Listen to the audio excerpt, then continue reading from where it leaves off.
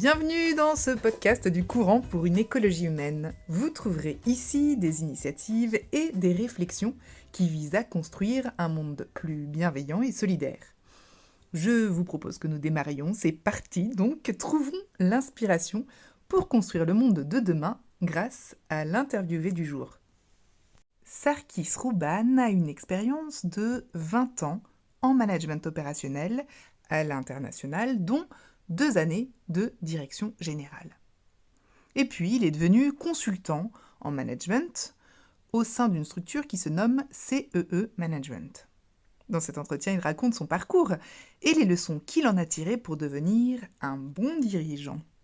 Bonjour Sarkis Rouban, merci d'être avec nous aujourd'hui. Alors pour commencer, est-ce que vous pouvez nous raconter un peu qui vous êtes ? Je suis d'origine libanaise. Je suis marié, 4 enfants et 4 petits-enfants. J'ai commencé des études d'ingénieur à Beyrouth en 1976 quand la guerre a éclaté, donc j'ai dû quitter pour finir mes études ici en France. Là où j'ai rencontré ma future épouse qui faisait les mêmes études. Après, nous sommes partis à l'international dans le pétrole. Nous avons fait plus de 10 pays et la famille grandissait au fur et à mesure et depuis ingénieur de chantier jusqu'à directeur général. Et en 2000, je suis rentré en France justement pour faire ce métier de conseil auprès des dirigeants. Et donc Sarkis, aujourd'hui, en quoi consiste votre métier ? Mon métier actuel, c'est conseil auprès des entreprises, à commencer par le chef. Toujours, je m'adresse au patron, puisque l'escalier se balaye par le haut. Interpeller le chef, lui, voir ce qu'il veut, ce qu'il cherche, et après, avec lui, toute l'équipe de direction faire qu'ils soient en vérité les uns avec les autres et avoir des principes fondamentaux qui soient bons ou qui soient vertueux pour que les gens se trouvent bien dans l'entreprise et qu'ils donnent le meilleur d'eux-mêmes. Donc, en fait, je fais de l'accompagnement individuel, mais aussi de l'accompagnement de toute une équipe de direction. Et après, ça ruisselle dans toute l'entreprise. Et donc, en fait, non seulement les gens se sentiraient mieux dans l'entreprise, mais l'entreprise a de meilleurs résultats. Alors dites-nous, quel est le préalable pour générer un bon management dans l'entreprise ?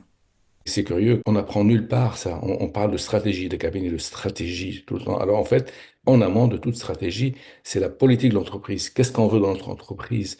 Quelles sont les valeurs? Quel est le but commun? C'est ça d'abord qu'il faut travailler. Et c'est pas que de la théorie, c'est de le vivre et que le patron donne l'exemple. Et petit à petit, les gens sentent que c'est authentique et qu'on peut être bien, on peut s'entraider, on peut donner le meilleur de soi. Comment est-ce qu'on peut faire pour s'ouvrir aux autres quand on veut être un bon manager ? Pour s'ouvrir, il faut être soi-même, il faut être en vérité. Et quand on s'ouvre aux autres, en vérité, on se rend compte qu'on a des fragilités, qu'on a des faiblesses. Et ça, il ne faut pas les cacher. Et ça commence par le patron. S'il montre ses fragilités, ses vulnérabilités, les gens auront tendance à faire de même. Et donc, on est de plus en plus en vérité, après, par ruissellement dans toute l'entreprise. Et quand ça va pas, on dit pourquoi ça va pas. Et quand ça va bien, on dit ce qui va bien. Et quand ça va pas, c'est que peut-être le patron a pris une mauvaise décision, mais il peut le reconnaître. Et en fait, ça démine, ça unit quand on est dans la vérité. Je m'ouvre et je me rends compte que je fais une erreur. Mais ben oui, ça c'est bien moi, mais ben, excusez-moi. Et petit à petit, on s'ajuste les uns aux autres et puis on peut avancer. Si un patron a des défauts, ben, justement le mot défaut, ça me fait défaut. C'est bien, en fait. C'est positif, donc j'ai besoin des autres pour me compléter. Donc, ce que je ne sais pas faire, moi, d'autres savent le faire. Ils ont les talents pour. Donc, quand on est en vérité, ça devient très fort. Comment est-ce qu'on devient un bon manager selon vous, Sarkis Rouban ? Comment devenir un bon manager? Donc, on a besoin d'être aidé. C'est vrai que tout le monde n'a pas les talents naturels pour être bon manager. Mais même quand on les a, il faut du temps, il faut de l'expérience pour être meilleur. Alors, ce qu'il faut, c'est se faire aider. Pas forcément par un consultant, ça peut être par des collègues en essayant d'être en vérité, de dire ce qui marche bien, ce qui marche pas. Et petit à petit, chemin faisant avec le bon sens, on devient meilleur manager. Je pense pas que les formations, parce que les formations sont intellectuelles, on comprend beaucoup de choses, mais c'est pas ça qui va faire. C'est la pratique, c'est l'expérience, c'est le vécu. Et petit à petit, chemin faisant, on devient meilleur manager. La première chose, c'est donc s'ouvrir, être soi-même et dire quand ça ne va pas. Et humblement accepter les critiques et se remettre en question. Voilà, ça c'est très puissant. Ça, c'est tout ce qui est de l'ordre de l'être et de la communication, ce que je viens de dire. Mais pour être un bon manager, ça ne suffit pas. Il y a toute la partie subsidiarité où on laisse les gens en dessous décider par eux-mêmes, donner une marge de manœuvre. Pourquoi? Parce que c'est eux qui ont en premier l'information, c'est eux qui sont sur le terrain. Donc ils reçoivent l'information, ils la traitent, et puis il faut qu'ils réagissent. Si ça doit remonter au chef ou au chef du chef, c'est inefficace, et puis aussi c'est irrespectueux de la personne qui agit. Parce qu'elle est capable, elle est aussi intelligente que le patron, peut-être même plus. Et ça, c'est pas naturel. Il y a beaucoup de facteurs qui bloquent parce qu'on veut faire vite, parce qu'on veut être sûr de réussir, parce qu'on a peur soi-même. Il faut aider le manager à lâcher prise. Ça, c'est pas facile. Et petit à petit, ça vient aussi. Lâcher prise, faire confiance aux autres pour qu'ils décident par eux-mêmes, ça, c'est très puissant. Donc, il y a les deux. Il y a tout ce qui est d'être en vérité avec les autres, reconnaître ses faiblesses, mais aussi accueillir ce qui va bien et ce que les gens nous disent. Chacun a ses talents et ses qualités. Et donc ça, c'est tout ce qui est relation, communication, mais sans la subsidiarité, on ne peut pas beaucoup avancer. Après, un bon manager doit donner le sens et où on va, c'est quoi notre but commun. Ça, c'est à la mode, ça fait plus de 20 ans, on parle de quête de sens et tout. Ce qui est vrai, mais il n'y a pas que ça. C'est ce triptyque-là. Être en vérité, communiquer en vérité, avec bienveillance, la subsidiarité, et puis donner le sens. Voilà ces trois principes qui créent un environnement pour que les gens, d'abord, y trouvent intérêt à bien faire et petit à petit, commencent à donner le meilleur d'eux-mêmes. Vous-même, vous avez fini par devenir un excellent dirigeant. Comment est-ce que ça s'est fait? J'étais un très mauvais manager. J'avais 31 ans, on m'a nommé directeur d'une filiale dans le pétrole en Angleterre. J'étais tellement fier de moi. Je me suis cru roi du pétrole. Et à l'époque, on nous apprenait pas mal de choses. Justement, formation en management. J'avais une tête comme ça. Et je voulais mettre en pratique tout ça, surtout les outils. Et donc voilà, tout ce qui est avoir les mêmes objectifs, avoir une teamwork, tout ce qui est communiquer, informer. Et en fait, ça ne marchait pas. J'essayais de pratiquer ça, mais je me sentais vraiment seul. Et ça ne prenait pas. Et c'est mon épouse qui m'y a aidé. Et petit à petit, je me suis rendu compte qu'en fait, ça ne peut pas marcher parce que j'étais centré sur mon ambition à moi. Et les gens ne s'y trompent pas. Et petit à petit, je me suis rendu compte qu'en fait, diriger, c'est servir, c'est être au service des autres. Par exemple, là où j'étais, il y avait des ingénieurs et des techniciens plus âgés, plus expérimentés que moi. Il a fallu reconnaître qu'ils connaissent leur boulot mieux que moi. Voilà, premier pas d'humilité. Ça coûte. Je leur ai dit, vous savez mieux que moi. Moi, je viens en aide. Je vous aide si vous avez besoin de moi, mais j'exige des résultats. Aide, c'est subside, c'est subsidiarité. Donc déjà en soi, naturellement, j'ai commencé à pratiquer la subsidiarité. Donc, je vous fais confiance, vous faites. Puis après, on regarde les résultats.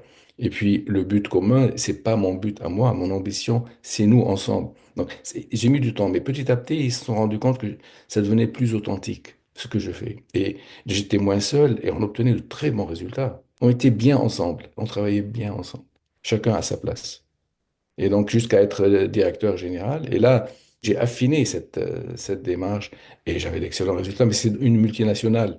Multinationale, ce qui compte, c'est le fric. Et moi, j'apportais pas mal de fric puisque je faisais du 20% net après impôt.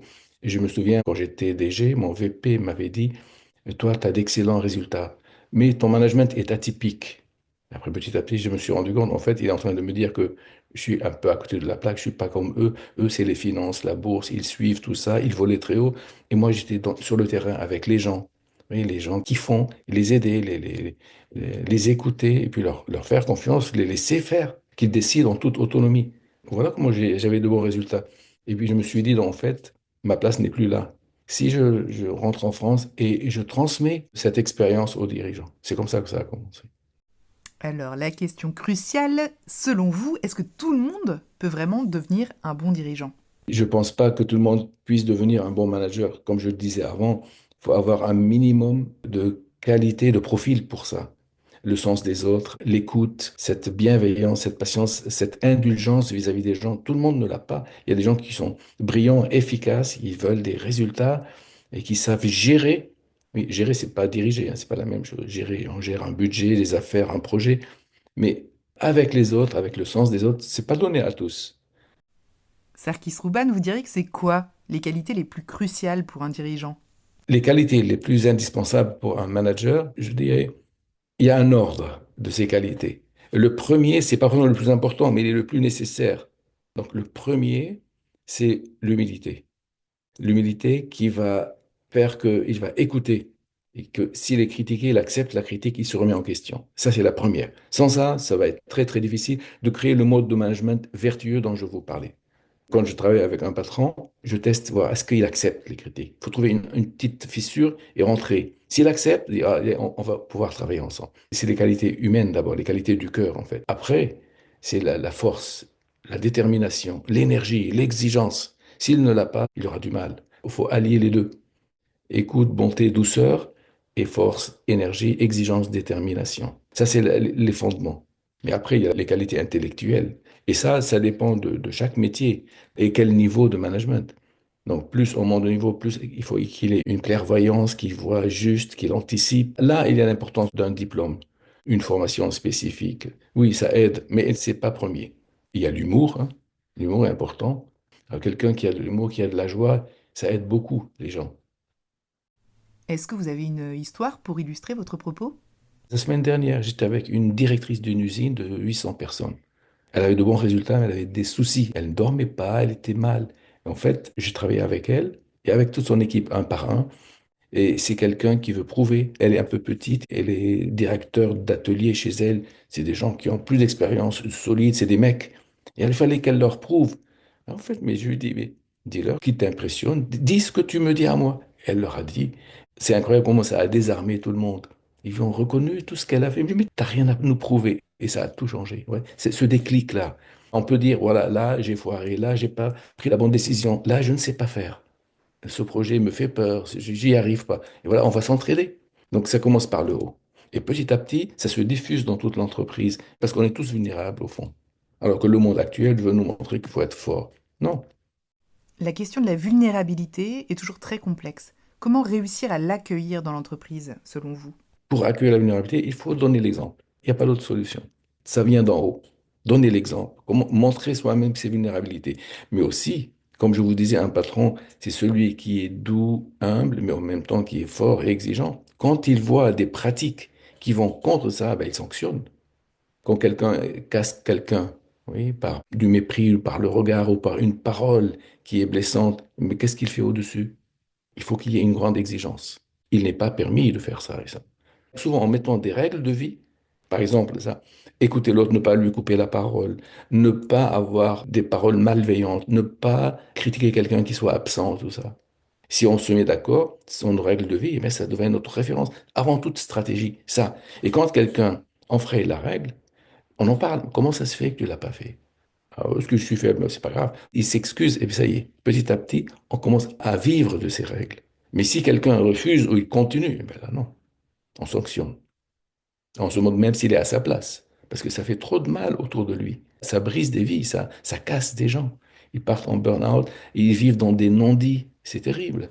Au final, qu'est-ce qui fait qu'un manager est heureux d'être manager, Sarkis Rouban? L'ultime satisfaction d'un manager, c'est quand il voit les autres grandir, qu'ils deviennent meilleurs, et même meilleurs que soi. Imaginez que vous êtes responsable dans une boîte et vous avez un jeune qui monte, et vous dites, celui-là, peut-être qu'il est plus intelligent que moi, peut-être il pourrait prendre ma place et faire un meilleur job. Le principe s'appelle le principe d'autorité. Autorité, c'est faire grandir. C'est que si on choisit et on évalue tout manager sur sa capacité à faire grandir son équipe, eh ben, on a tout. Et donc, c'est dans cet esprit-là qu'on peut créer un mode de management vertueux. Le manager, ben, il est heureux parce que les gens progressent. Et qu'est-ce qui progresse en fait? C'est pas que les compétences, mais non, c'est les qualités humaines aussi. Oui, on devient meilleur. On devient meilleur. Avant, j'osais pas, maintenant, j'ose, j'ai plus de courage. Avant, je cachais des choses, maintenant, je ne cache pas. Je suis plus droit, plus honnête, plus courageux, plus humble. Avant, je me justifiais quand on me critique. Maintenant, j'accepte les critiques. Voilà. Est-ce que vous avez des conseils pour faire face aux échecs de management? Alors, échec de management, il y a deux types. Échec de résultat. Voilà, on a perdu une part de marché, on a perdu un contrat. Oui. Alors, la première chose, c'est la faute à qui? Oui, tout de suite, coupable. Quand j'étais patron, moi, on a perdu, il n'y a pas de coupable. Examinons pourquoi on a perdu tel contrat et on regarde ensemble. Oui, il y a peut-être, on a failli, moi en premier. Voilà, oui, c'est cette humilité. Moi en premier, j'ai failli, mais on a tous failli. Voilà. On examine ça. C'est un peu douloureux, mais on y arrive. Mais le vrai échec qui est encore plus douloureux, c'est qu'on n'est pas avec les autres. Comme je vous ai dit quand j'étais jeune, j'étais pas avec les autres. J'étais leur dirigeant, mais je ne dirigeais que ma propre ambition. En fait, là, on a besoin de l'aide. Oui, on s'en sort pas. Peut-être même dans notre dos, les gens nous critiquent, se moquent de nous. Parce que ça va pas. Voilà, ça, c'est très dur de vivre. Ça, je l'ai vécu. En fait, très dur, mais et c'est ma richesse aujourd'hui. Là, ce qui me vient à l'esprit, c'est le président d'une boîte qui n'était pas aimé dans sa boîte. Et je le lui ai dit. Il s'est mis en colère et tout. Je lui ai dit, et en fait, il m'a dit, personne ne me l'a jamais dit avant. Et c'est pour ça. Et c'est un homme de bien, mais je dis, ouais, vous n'êtes pas aimé parce que vous n'êtes pas présent. C'est toujours les résultats financiers, les résultats financiers. C'est une entreprise cotée à la bourse. Et il me dit, mais quand voulez-vous, puisque j'ai plein de sujets, plein de dossiers, regardez là, j'étais à la banque pour négocier un prêt, tout ça. Je dis, négocier un prêt, vous prenez un jeune qui sort de Polytechnique ou je ne sais plus où, vous lui filez le dossier. Vous, votre place, c'est être parmi les êtres humains sur le terrain. C'est vous le président. Ils ont besoin d'autres présidents. Et il m'avait dit, après, tu m'as donné 3 claques, je ne sais plus lesquelles. Il a reçu des claques, mais ça lui a fait du bien. Il s'y est mis, ce monsieur. Et l'entreprise a fructifié et on est devenus amis après, avec nos épouses. Et il dit, mais oui, il a fallu que j'ai des claques. Et là, je suis revenu sur le droit chemin, être auprès des gens de mon entreprise. Avant, ça veut dire qu'il ne faut pas délaisser le reste, évidemment, non. Mais il y a un ordre. Un président, il préside des êtres humains, il ne préside pas des chiffres financiers, mais que les chiffres financiers soient indispensables. Tu peux faire les deux, mais ta priorité, c'est auprès des, sur le terrain. Allez, on appelle ça les visites gratuites. Un patron fait des visites gratuitement. Il dit bonjour aux gens, pas pour vérifier, pas pour contrôler, pas pour avoir une info, parce que vous êtes des êtres humains et vous travaillez. Comment allez-vous? Voilà. J'écoute les gens. Et ça, c'est puissant. Et ça, par exemple, une des règles de vie, c'est multiplier les visites gratuites. Tout patron et puis toute l'équipe de direction, tout le monde visite tout le monde, perdre du temps avec les autres. Mais c'est très riche. En fait, quand on travaille son mode de management, on devient certes un meilleur dirigeant, mais aussi de manière plus fondamentale, un meilleur être humain finalement, non? J'ai beaucoup de managers qui me disent, mais ce que nous avons fait ensemble, je l'ai utilisé chez moi avec mon conjoint, avec mes enfants. Une dame m'a appelé, elle me dit, mais qu'est-ce que vous avez fait à mon époux? Il me dit, maintenant, il m'aide à la cuisine, il joue avec les enfants, il me sort de la poubelle. Qu'est-ce que vous voulez? Voilà. Le management, c'est aussi la vie avec les autres, mais la vie avec les autres, c'est aussi dans sa propre maison. Une autre histoire, de l'étranger, quelqu'un m'a appelé.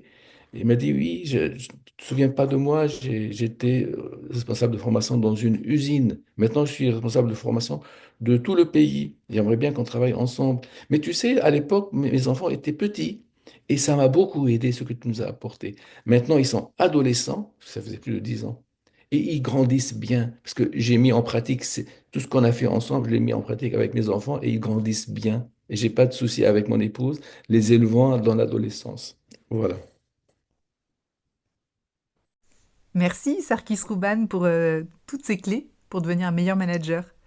Ça donne vraiment envie de regarder son entreprise différemment et d'y insuffler beaucoup plus de bienveillance et d'humanité. Chers auditeurs, merci de votre écoute.